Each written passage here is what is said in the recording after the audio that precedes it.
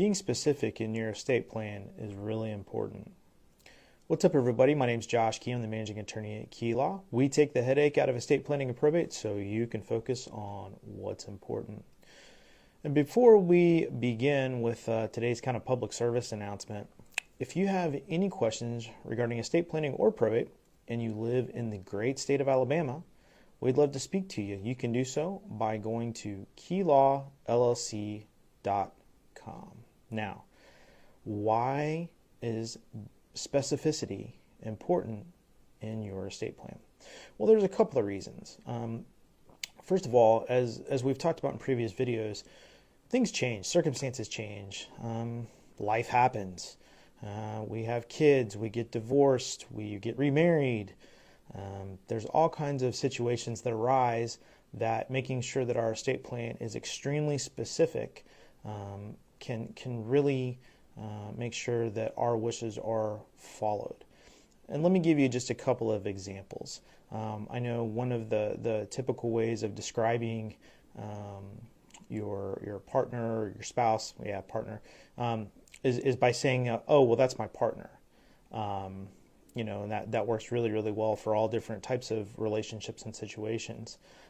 Using that type of terminology in an estate plan can be very, very difficult, though, because if you think about it, just a generic term partner, if you end up ending a relationship with one and having a relationship with someone else at the time of your passing, maybe you meant to leave it to a previous partner. Maybe you meant to leave it to the partner that you have now. And that can create a lot of confusion and potential litigation in regards to who you actually meant. So that type of specificity of saying my partner John or Mary and naming them individually is very, very important. Another one is when you get divorced, if you have a spouse.